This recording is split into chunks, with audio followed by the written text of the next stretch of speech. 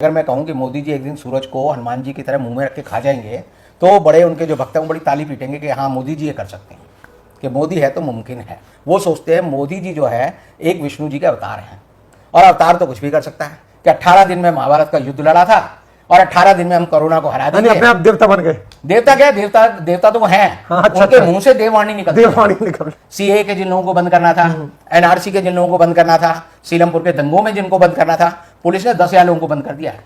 जो जिस अदालत में केस चल रहा था तो उसके जज ने कहा कि भैया तुम जो जांच कर रहे हो एक पक्ष जांच कर रहे हो, हाँ, एक पक्ष के लोगों को तो बंद कर देते हो और दूसरे पक्ष के बारे में तो कुछ कहते ही नहीं।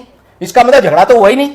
जैसे मोदी जी ने खुद कहा कि आपदा में वरदान है ये, और आपदा में अवसर ढूंढ के जो है वो देश को लूटने में उनके लोग लगे हुए हैं। 100 रुपए का सैनिटाइजर 1200 रुपए में खरीदा जा रहा है। बिल्कुल बिल्कुल। अभी आपने देखा कि जो 1000 रुपए की पीपीई आती है, 5000 पीपी 50 लाख रुपए की होनी चाहिए थी, वो हिमाचल के भाजपा के अध्यक्ष ने 9 करोड़ रुपए की खरीद ली। यानी 8.5 लाख करोड़ वो खा गए और इस्तीफा देना पड़ा क्योंकि वो सारी बात पोल खुल गई। ऐसे वेंटिलेटर में देखो कि वेंटिलेटर के नाम पे जो है कार का जो वो होता है जिससे आप एसी चलाते हैं और उसमें कंप्रेशर वगैरह होता है और आपको कार में एसी मिलता है, वो इक्विपमेंट जो है 1-1 लाख रुपए का उन्होंने बना के और 5000 इक्विपमेंट जो है वहां पर अहमदाबाद में और दूसरी सरकारों को भेज दिए। उससे लोग मर गए। मोदी जी ने खुद कह दिया हम 21 साल पीछे चले जाएंगे।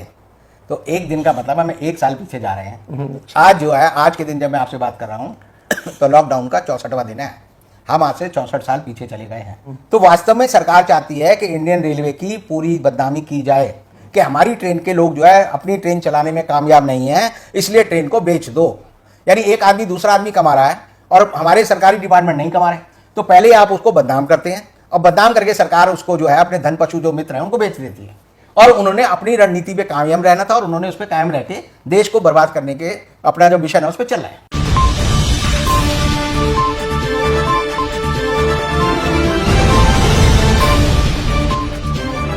दोस्तों आदाब है, मीडिया टुडे कार्यक्रम में आपका स्वागत है। मेरे साथ है राष्ट्रीय मुक्ति मोर्चा के अध्यक्ष रविंदर कुमार जी। बहुत ही कर्मठ वर्कर हैं, यानी मतलब देश हित के लिए हरदम खड़े रहते हैं और बेबाक हैं।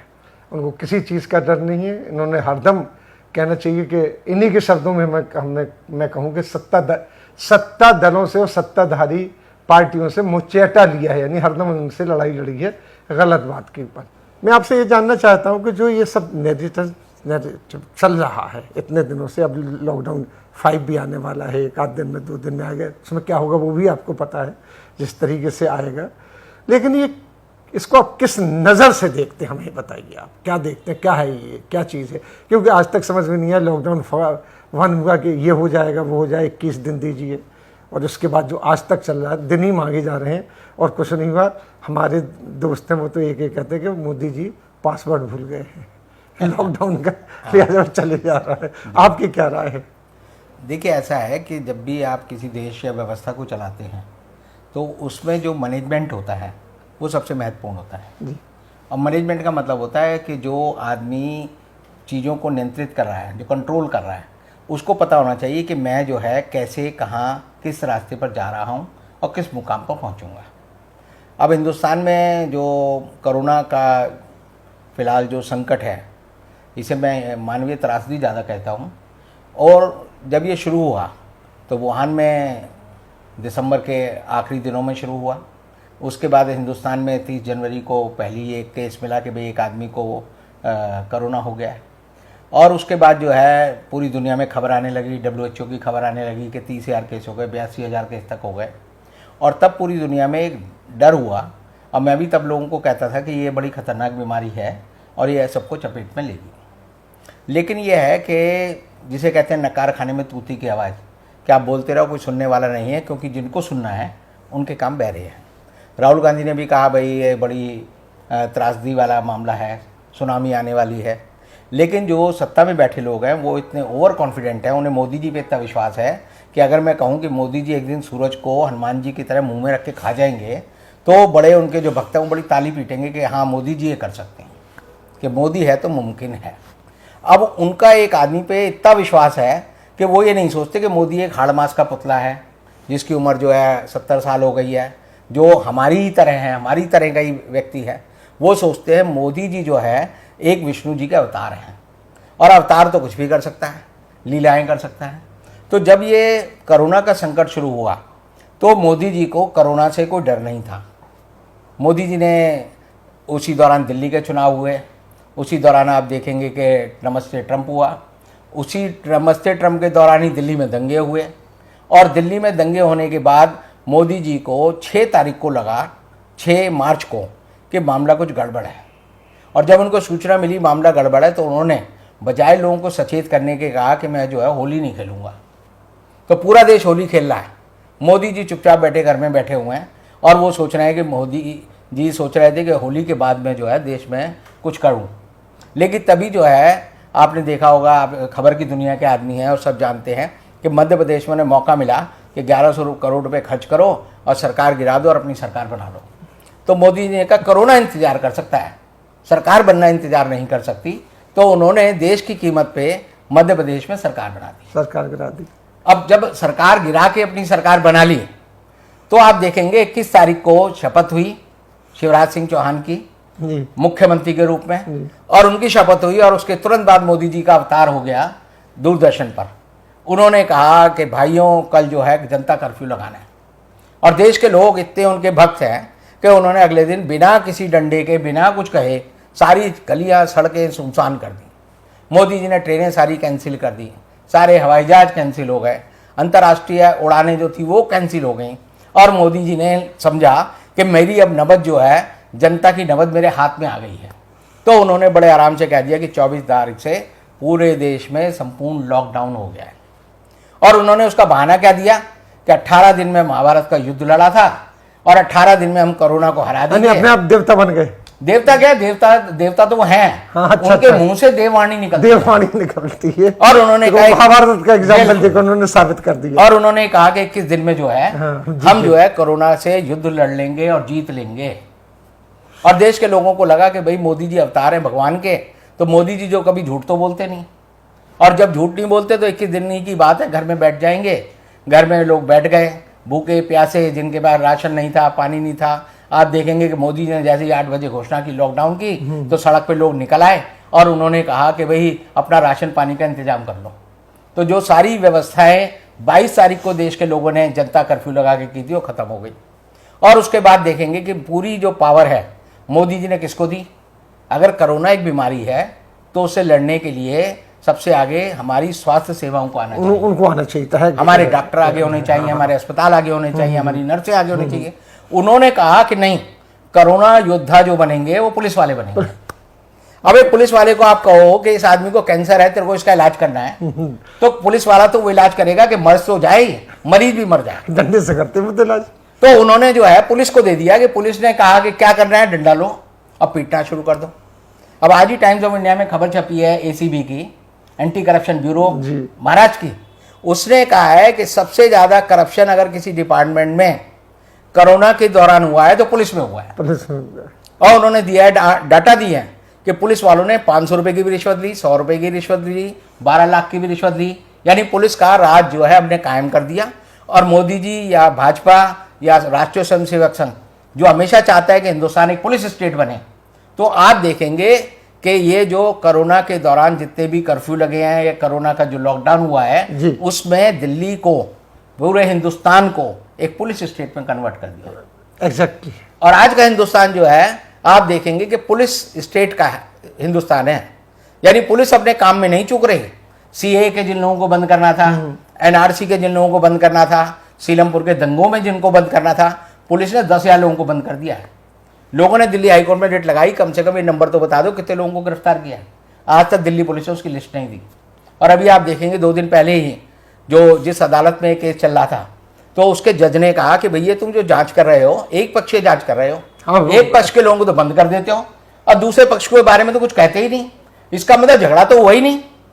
अगर 10 लोग एक गुट के बंद होंगे तो कम से कम 5 लोग तो दूसरे गुट के होने चाहिए। लेकिन एक पक्ष के तो आपने 10,000 लोग बंद कर दिए। दूसरे पक्ष में कह रहे हो जी ये तो बड़े बेचारे शरीफ लोग हैं, ये पीड़ित हैं और इन्होंने कोई झगड़ा नहीं किया। आप मान सकते हैं कि अगर ये 2 लोग आपस में धक्का मुक्की ना करें तो ये दोनों पक्ष आना चाहिए, तो कैसे होगा? आप तो वकील हैं, आप तो बेहतर जानते हैं। पक्ष 2 होते तभी तो झगड़ा होता है। जज ने कहा भैया तुम जो एक तरफा जांच कर रहे हो इससे मैं संतुष्ट नहीं हूँ, तुम मेरे सवालों का जवाब दो। तो उन्होंने कहा जी अभी तो कोरोना लगा हुआ है, यानी बंद करने के लिए कोरोना नहीं लगा हुआ, लेकिन आदमी को जमानत देनी है तो कोरोना लगा हुआ है। यानी आप देखेंगे कि अभी गौतम नवलखा, जिनको कि जो ट्रिब्यून के बहुत बड़े जर्नलिस्ट हैं, जिनकी पूरी दुनिया में बड़ी वो है, उनको जब दिल्ली हाई कोर्ट ने पूछा उनके बारे में कि इनके बारे में ये इंटरिम इनको बेल देनी है, तो एनआईए ने उनको ज़बरदस्ती 5 मिनट के भीतर ज़बरदस्ती कहा अपना सामान पैक करो, और उन्हें बम्बई पैक कर दिया, बम्बई भेज दिया। तो दिल्ली हाई कोर्ट के जज जो है बम्बानी, उन्हें बड़ा गुस्सा आया कि मैं इस मामले को सुन रहा हूँ, 4:30 बजे सुना है और 4:35 पे तुमने आदमी को पैक करके ट्रेन में भेज दिया बम्बई। तो उन्होंने कहा भाई सारी बातें दो। तो attorney general of India, solicitor general of India जो पेश होते थे, उन्होंने कहा कि मैं जी मेरे को टाइम नहीं है, हमारी गलती है, हम पेश नहीं कर पा रहे डॉक्यूमेंट, हमें टाइम दो। और इस टाइम में उन्होंने जो है अभियुक्त को वहाँ भेज दिया। अब भेजने का अदालत उनसे नाराज है, अब सरकार के हाथ पांव फूले होंगे, क्या करें। तो मुझे आज भी मैं कह सकता हूँ कि हो सकता है 3 तारीख को उनकी बेंच ही बदल जाए। हाँ, हो सकता है। ये सरकार जो है बेंच बदलने में बड़ी माहिर है। इन्हें लगा कि डॉक्टर मुरलीधर से कोई दिक्कत है दिल्ली में, हाँ। तो मुरलीधर को पैक करके भेज दिया चंडीगढ़। जब उन्हें लगा कि रातों रात, जी हाँ, और 2 जजों से दिक्कत है वहां पर अहमदाबाद में, गुजरात हाई कोर्ट के 2 जजों से, तो उनकी बेंच बदल दी। अब मैं आपको ये सोच सकता हूं कि हो सकता है कि खबर आ जाए 2-3 दिन में कि बम्बानी का हटाकर किसी और जज के सामने वो मामला चला गया। तो सरकार का जो नजरिया है वो ईमानदारी का, लोगों की बेहतरी का, कानून और व्यवस्था को मानने का नहीं है। और इसीलिए कोरोना उनके लिए कोई बीमारी नहीं है। कोरोना उनके लिए जैसे मोदी जी ने खुद कहा कि आपदा में वरदान है ये, और उन्होंने वरदान ढूंढ लिया है, और आपदा में अवसर ढूंढ के जो है वो देश को लूटने में उनके लोग लगे हुए हैं। और हर तरह का आप देखेंगे कि भ्रष्टाचार हो रहा है। 100 रुपए का सैनिटाइजर 1200 रुपए में खरीदा जा रहा है। बिल्कुल बिल्कुल। अभी आपने देखा कि जो 1000 रुपए की पीपीई आती है, 5000 पीपी 50 लाख रुपए की होनी चाहिए थी, वो हिमाचल के भाजपा के अध्यक्ष ने 9 करोड़ रुपए की खरीद ली। यानी 8.5 लाख करोड़ वो खा गए, और 50 लाख की चीज थी, 9 लाख का खर्च कर दिया और इस्तीफा दे दिया। और इस्तीफा देना पड़ा क्योंकि वो सारी बात पोल खुल गई। ऐसे वेंटिलेटर में देखो कि वेंटिलेटर के नाम पे जो है कार का जो वो होता है जिससे आप एसी चलाते हैं और उसमें कंप्रेशर वगैरह होता है और आपको कार में एसी मिलता है, वो इक्विपमेंट जो है 1-1 लाख रुपए का उन्होंने बना के, और 5000 इक्विपमेंट जो है वहां पर अहमदाबाद में और दूसरी सरकारों को भेज दिए, जो कि फ्लॉप हो गए पहली दिन। फ्लॉप क्या, उससे लोग मर गए। अगर आप कार का एसी चला दें और कहो आदमी को कि तेरे को जो है आईसीयू वाला ऑक्सीजन मिल रहा है, तो कैसे मिलेगा। सही बात। हर चीज का जो तरीका है वो नहीं है। तो मोदी जी ने आपदा में अवसर ढूंढ लिया है, और एक मैसेज होता है ये हिडन, कि आपदा में मैसेज का मतलब ये कोई आपदा नहीं है, ये आपके लिए अवसर है, लूट लो। तो कई लोग अपने कॉइन करते हैं बहुत सारे शब्द, उसका मतलब ये होता है, जैसे एक नेताजी थे, वो अपने विरोधी को पीटना होता था इलाहाबाद में, तो उनका किस्सा आता है कई बार, वो कहते थे भाइयों ये राम स्वरूप हमारे खिलाफ है, लेकिन इसे पीटना नहीं है। तो जैसे ही वो कहते थे इसे पीटना नहीं है, उनके वर्कर समझ जाते थे साले को पीटो, तो वो कहते थे इनको पीटना नहीं है, वो और पीटते थे। तो इसी तरह मोदी जी कोड वर्ड में बात करते हैं, और उन्होंने कोड वर्ड में सारा अपना संदेश दे दिया है। अब ये सब चल रहा है, लेकिन इससे देश को कितना फायदा होगा कि नुकसान होगा, आगे चल के खुलेगा तो जरूर कभी ना कभी। डेमोक्रेसी यहाँ पे इंदिरा गांधी की जो इमरजेंसी थी वो नहीं चल पाई इतनी ज्यादा, तो उसके बाद क्या होगा आखिर देश का क्या बनेगा। ऐसा है, देश का तो मोदी जी ने खुद कह दिया हम 21 साल पीछे चले जाएंगे। तो एक दिन का मतलब हम 1 साल पीछे जा रहे हैं। आज जो है, आज के दिन जब मैं आपसे बात कर रहा हूँ तो लॉकडाउन का 64वां दिन है। हम आज से 64 साल पीछे चले गए हैं। आज 2020 में आप 64 साल कम कर लो तो आपको पता चलेगा आज के दिन हम जो है 1956 में हैं। जो 1956 का हिंदुस्तान था, हम और आप उस हिंदुस्तान में।